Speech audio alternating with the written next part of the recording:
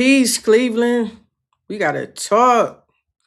I keep seeing people online saying that the mayor of Cleveland, Mayor Bibb, lost the Browns, that it was his fault, that he should have done more, that he should have gotten more than $100 million, and he is to blame for us losing the Browns. And I understand why y'all feel that way. I really do. But I just want to say that that perspective is missing like 50 years of history. And y'all know I'm all about the history and all about the data. And today, I just want to briefly give you some of that history and that data. And then you let me know at the end of this, you let me know who you feel like is responsible for us losing the Browns. Okay, the story starts in 1973. And by the time we get to present day 2026, like I said, I think that you will have a clear picture of exactly whose fault it is that Cleveland lost the Browns. Okay, so we have to start. Let's go back before Art Modell. Let's go back to 1928. This is when the people of Cleveland basically agreed to a bond to build the stadium. So when the city needs to build something big, a stadium, a school, a bridge, or something, and they don't always have the money to do it, they issue bonds. A bond is basically a loan. So the city is borrowing money from investors and then they promise to pay it back over time plus interest. Okay. So the people who buy those bonds are the ones who are lending the city money back. So that's just so you know that. So Cleveland got a $2.5 million loan to build the stadium, and the people of Cleveland, the taxpayers who were around back in the 1920s, were on the hook to pay that money, to pay that back. Okay, that's very important. So taxpayer money, taxpayer stadium should be like go without saying, right? Okay, so 1930 is when the groundbreaking happens for that new city. It doesn't, I mean, new city, new stadium. It ends up opening officially July 1st, 1931, right on the shores of beautiful Lake Erie. And when it opened, it was actually the largest outdoor see it had the largest outdoor seating capacity of any stadium in the world. It could seat, say, it had 78,000 seats, and it basically cost us being the taxpayers about $3 million when it was all said and done. One other important thing to remember is that this stadium was not built for the Browns. The Browns did not even exist yet. This stadium opens up in 1931. There's no such thing as the Browns. This stadium was opened up as a multi-purpose facility for the whole city. So boxing, baseball, concerts, conferences, you name it. The Beatles played there, the Rolling Stones, the orchestra. It was a public building for everybody, which again makes sense because the people pay for it, so it should be for the people, right? So fast forward, keep going. 1944. That's when the Browns were founded. They still don't start playing at that stadium until 1946. Okay. They played their first game at Cleveland Municipal Stadium in 1946. Okay. So the stadium was built in 31 with taxpayer money. Years later, the Browns show up and they start playing there. So the city was operating that building for something like 40 years before any team, any Browns or Art Modell, anybody even came. Okay. Art Modell comes in and buys um the Browns in 1961 for $4 million. Okay. So by the time he buys the Browns, the stadium is already 30 years old. He had nothing to do with building it, funding it, or operating it for the first like 3 decades that he was even around. Okay. So this is where it starts to get a little spicy because in the 60s and 70s, Cleveland started going broke. It was a slow thing that happened over years, but the wars and the industrial revolution, like all this different stuff was happening. Cleveland was a big industrial city, steel, auto parts, manufacturing, all of that, right? So people was working, factories was running, we had tax revenue coming in. Then the factories started leaving, the jobs started disappearing. Companies was moving other places where they could get cheaper labor. Y'all favorite, white flight hit. People with money moved to the suburbs and took their tax dollars with them. So by the 70s, Cleveland had lost over 100,000 people from 1960 to 1970. And again, when you lose people, you lose the tax revenue. Basically, you're losing money. Okay, so Cleveland was broke. Okay, we were defaulting on loans. It was bad. Okay, we cannot afford to maintain a now 40-year-old stadium that is deteriorating on top of everything else that we dealing with and that we have going on. This is when old slick, sly ass Art Modell steps in. So again, he's on the Browns since 1961, and he comes to the city and basically says, "Hey, I'll handle the stadium. I'm gonna create another company, and I will handle the stadium, the operations of it, the maintenance, the repairs. I will take the financial burden away from the city." Sounds like a great deal, right? Anything that sounds too good to be true is too good to be true. So here's what actually happened. Art Modell ended up paying like dirt cheap rent.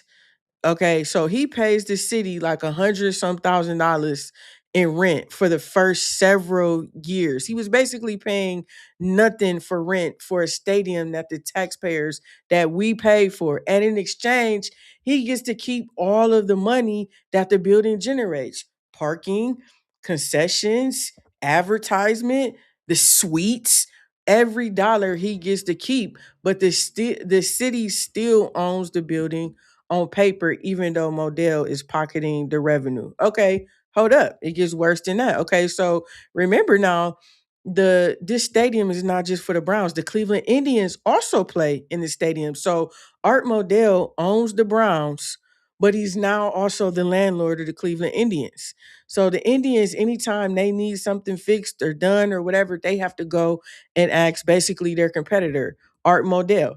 Art Modell adds luxury suites to the stadium again to try and accumulate more money because he keeps 100% of the revenue. Now, those suites were the Indians were the ones generating the money for those suites. Okay, the during Indians games, they fill that building up all summer long, and Art Modell really doesn't have to share any of the money with them. Okay, and so in the early 90s, I think it was actually 1990, the Indians and both the Cavs, they got fed up. They tired of it. They go to the city and county and they say, "Hey, we need our own building. This Art Modell dude is a crook. He take all of the revenue. Like, we need our own building." So the county approves a 15-year sin tax on cigarettes and alcohol. That's basically, if you want to buy cigarettes and alcohol, you're going to pay an extra tax on it. And that was for the purpose of generating the money to build the Gateway complex, which is what we have now, where the Indians and the Cavs play. So that built back then, it was Jacobs Field for the Indians and Gund Arena for the Cavs. So Jacobs Field opens in 94. So the Indians leave Modell Stadium. And now that puts him in trouble because the Indians aren't playing 81 home games at the Cleveland Stadium anymore. So guess what happens to all that money? It dries up. So he starts losing millions and millions of dollars and he starts basically getting upset. Okay. So let me make sure we all on the same page here, right? The people of the city of Cleveland built and paid for the stadium in 1931 from their own tax dollars. The Browns started playing there in 1946, even though Art Modell didn't own the team for like 20 years later. The city goes broke. We can't afford anything. We can't afford to upkeep the stadium anymore. Art Modell comes in with a sideways crooked deal that the city was basically didn't have any choice because he said, "I'll take over everything. I'll handle it." And so that's what happened. So at the end of the day, now we have the Indians and Cavs. Everybody's playing in their own stadium. The Indians and the Cavs have a new stadium. Theirs is brand spanking new, but Cleveland Municipal Stadium is now 40 plus years old. Okay, so let's fast forward to 1995. This is when, shout out to Mayor Mike White. He's the mayor of Cleveland. I think he came in office in like 1990, and so he's watching this situation with Modell and the stadium get worse and worse. Okay, so he basically puts a committee together to find out what do we need to do with this stadium. The committee comes back and says, hey, we should renovate it. Okay, so then Mike White says, we need to basically find the money. We need to find the money to renovate the stadium, because he's already knowing, already thinking we can't lose the Browns. Okay, that's key. That's key.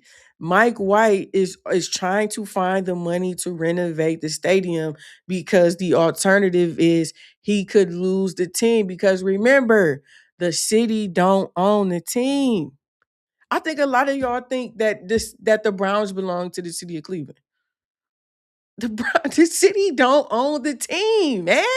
The team is owned by a private owner. That private owner can do basically whatever they want. Who they have to answer to is the NFL, because that's the league that they're a part of. The city does not own the team. So that's why Mike White wanted to figure out how we can find the money to improve the stadium, so we don't basically lose the team. Okay. So basically, they go through time, they get a proposal together to extend that sin tax. So again, if you buy alcohol, if you buy cigarettes, you paying an extra tax on it. This time, Mike White said we're gonna tax it and we're gonna raise 175 million to renovate the stadium. That has to go on the ballot before the people November 7th of 95. Okay.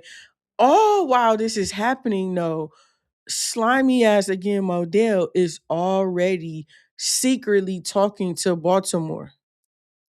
He got plugged. Guess who plugged him in to the people, to the money people in Baltimore? It was Al Lerner. At this time, Al Lerner is a minority owner in the Browns, but he going off talking to the people in Baltimore, and he then came back and told, "Hey, Art, they saying over here that they'll build you a new $200 million stadium for free. All you gotta do is bring the team." And of course, you know what happened. You know what they did. So um on November 6th. Now remember I told you Mike White, he trying to get his bread together. His next thing is on November 7th, I need the city of Cleveland, the county, to vote so we can have the sin tax. So we had $175 million to rehab the stadium. November 6th, Art Modell holds a press conference in Baltimore and announces that he's basically signed a deal to move the Cleveland Browns to Baltimore. Now, he signed that deal before that 95 season ever even started. So he already knew that he was leaving. He called for, hey, I don't want to talk about it. Let's finish out the season. But he already knew that he had a deal done to move the team. Okay. So the next day, November 7th, 1995, the voters went to the polls. And of course, they approved the sin tax extension in order to fund the stadium renovations to the tune of $175 million. The people said we would foot the bill again. We would pay again. We will pay for it just so we can keep the Browns here. $175 million the people of Cleveland brought to the table to renovate that stadium and keep the Browns in town, not knowing that Art Modell had already basically signed a deal to move the Browns out of the city.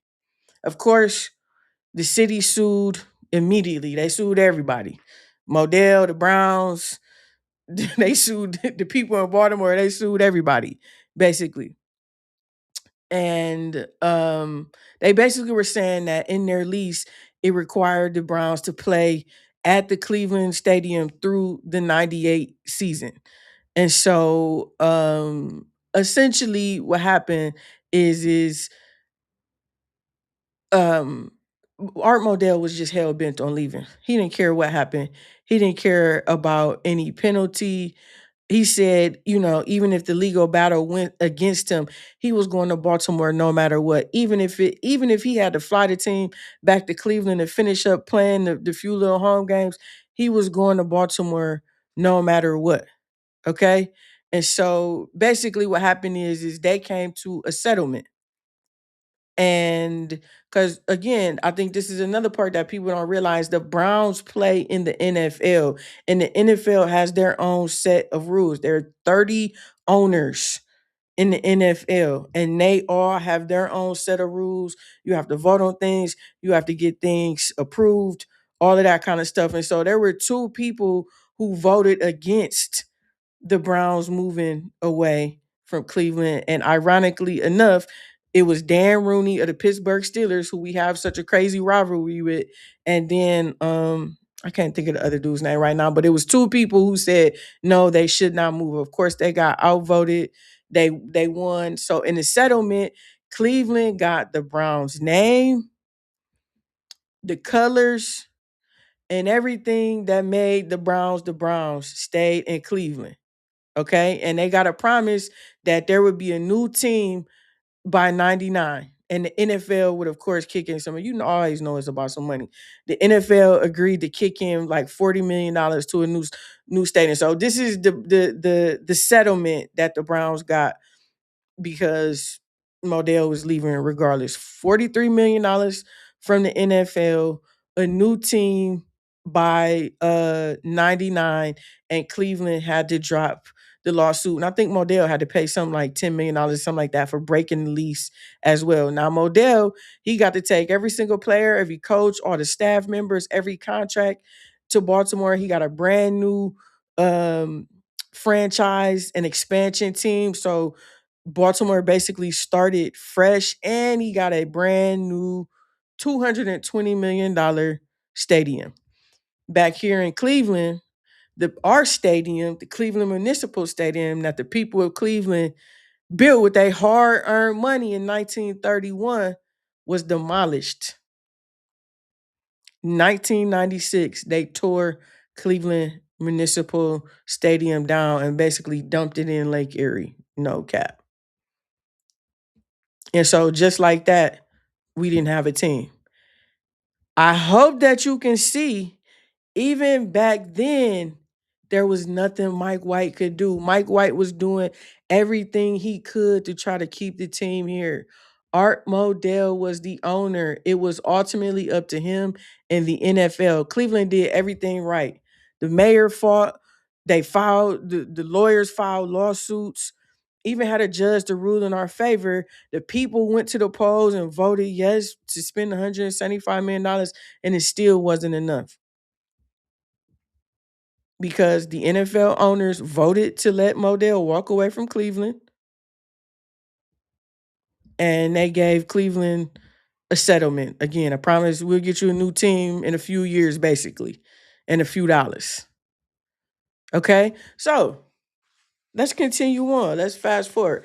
Everybody make sure you hit the like button right now. Take the time to hit the like button. Hit the like button. Hit it. Did you hit it? Hit it. All right. So it's 1998, right? We got our settlement. We lick in our wounds. We have no team. We have no stadium. We got nothing but promises. So in 1998, the NFL puts the Cleveland Browns, the expansion franchise, up for auction. Did y'all know that that's how it went? It was an auction by Goldman Sachs.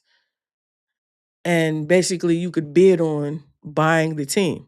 Now, keep this in mind, every NFL owner gets a share of the sale price of the team. So obviously they want to try to drive the price up higher and higher because the more money that they makes. Not about it going to Cleveland or helping Cleveland, but it just helps them. Okay? So now again, remember I told you about Al Lerner?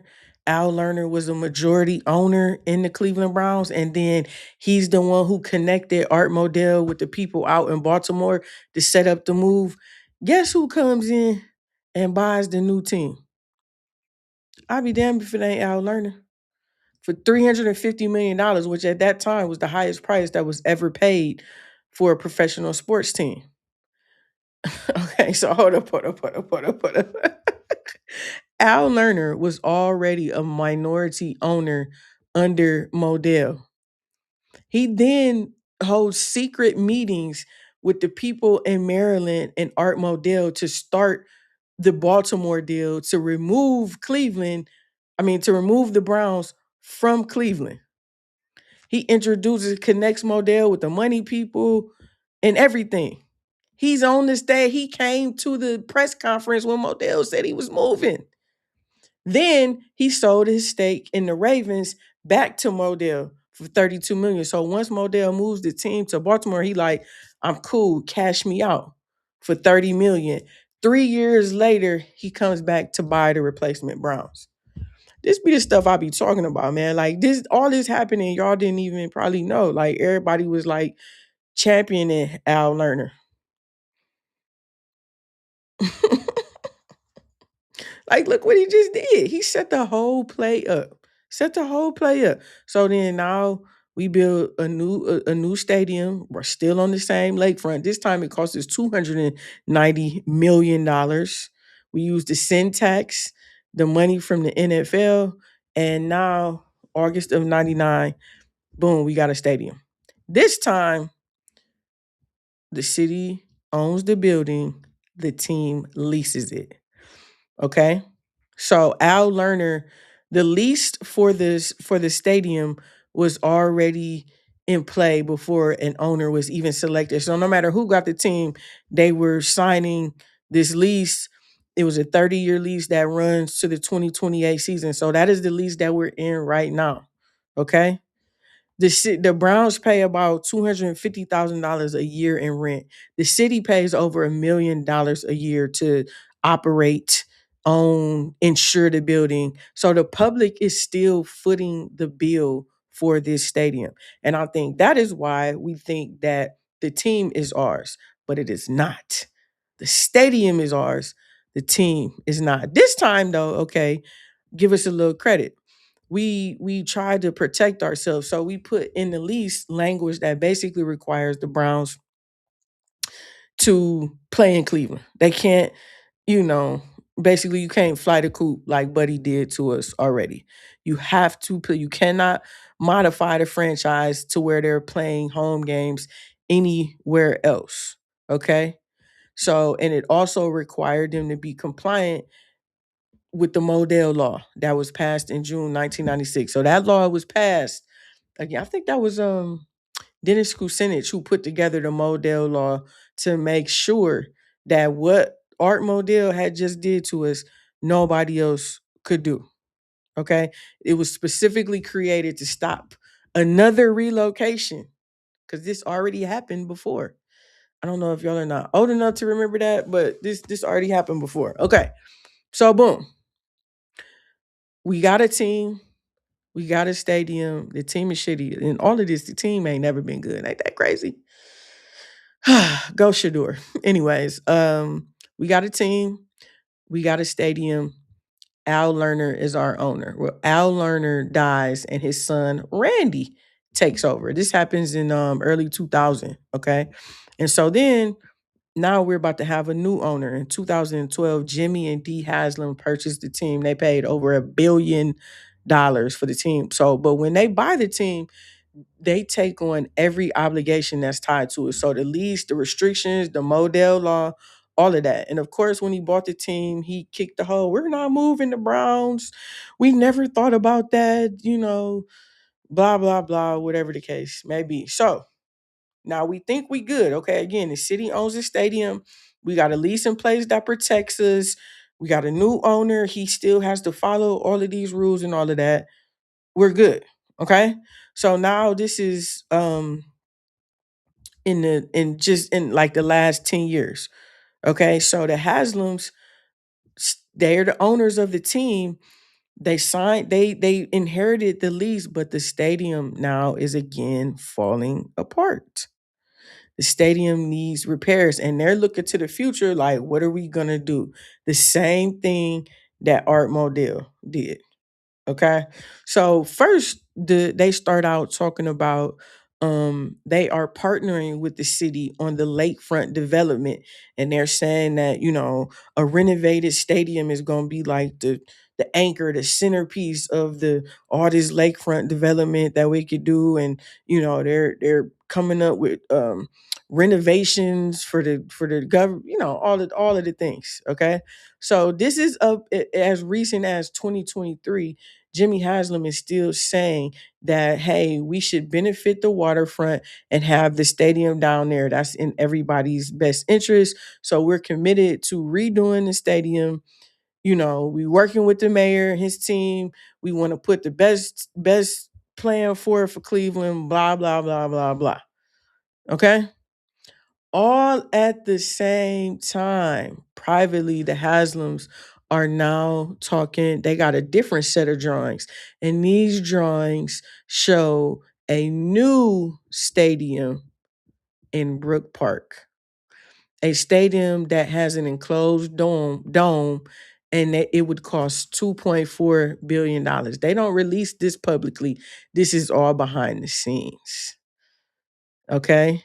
So then a year later now we in 2024. Now they finally come out publicly and say, okay, we got two options. We could pay $1 billion to renovate the current stadium that we have, or we could build a new one for $2.4 billion in Brook Park.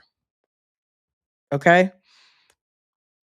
So a few months later, Mayor Bibb, just the same way Mike White did in 95, Bibb put up $460 million on the table towards that $1 billion renovation. So this is so we talking about Huntington Bank Field. We now need $1 billion to renovate.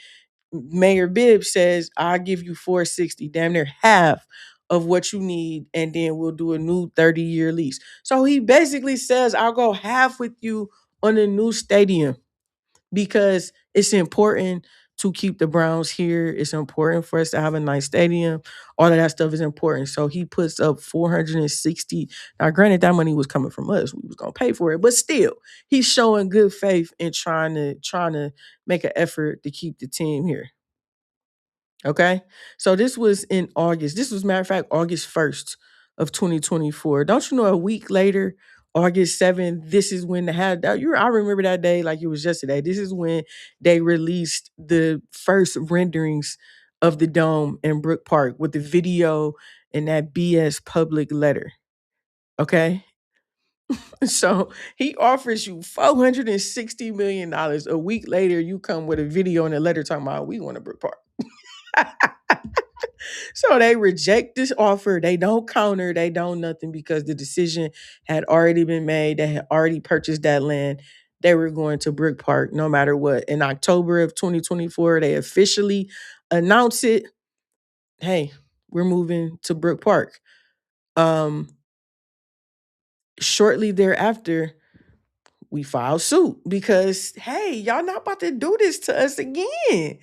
We haven't even recovered from when Modell just did this to us 20 years ago. You're not about to leave again. Like, it's not possible. We spent almost $80 million in repairs. We offered to give you over $400 million towards the new stadium. You can't just like, no.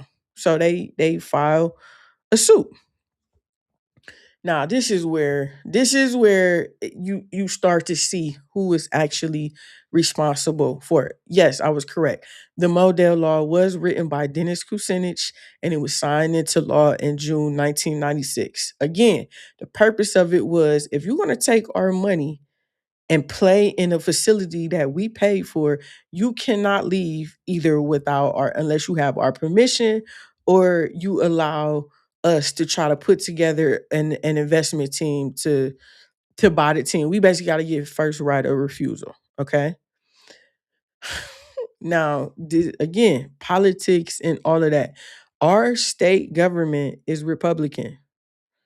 Our state government is Republican. Jimmy and D Haslam is a large contributor to the Republican Party. They have a lot of Republican friends, probably some in the state where they own a football team. You know what I'm saying? So in June of 2025, our Republican controlled Ohio government finalizes a bill that basically adds a provision that changes the Modell Law. And basically, what they say is that um, it's about moving the team out of Ohio. So if you're just talking about moving the team within the same county, you're not violating the Modell Law. As long as you're not going to try to take them out of the state, then you're good to go. Because again, the state doesn't care about Cleveland. The state actually hates Cleveland. So the state doesn't care if the team is not in Cleveland. Brook Park is still in the state of Ohio. So they will still stand to benefit from having a football team. Again, Republican government, Republican donator. Are you seeing what's happening here? So basically, the state government says, "Oh no, no, no. Cleveland, sorry about your lawsuit and all of that, but the Haslams are not violating Modell Law."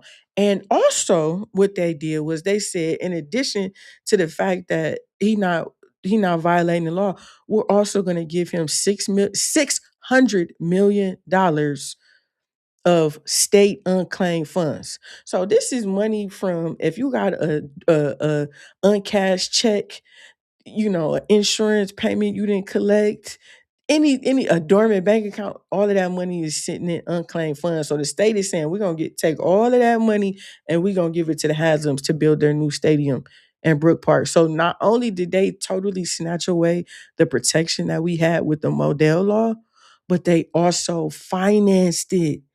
They offered they basically told me we give you 600 million.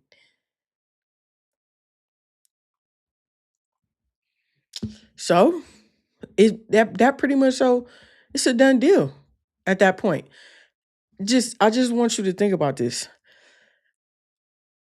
What do you do at that point? Okay, you think you have this Modell Law that basically, of course, is going to work in our favor because I mean, hell, the whole reason why we created it was to prevent this from happening, and it's about to happen again.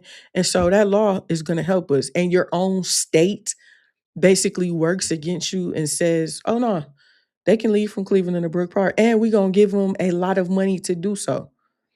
What would you be thinking if you were the city of? I don't even think the people we didn't even realize that. All we got was we losing the Browns. We didn't even realize how our own state was working against us.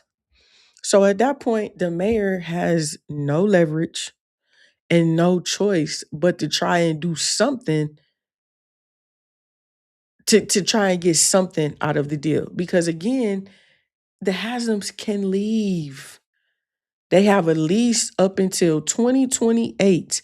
After that, wham bam, thank you, ma'am. They can leave. They don't need our permission. The mayor cannot stop it. The one thing that we thought that we had working in our favor, our state took it. Oh, our state played us crazy.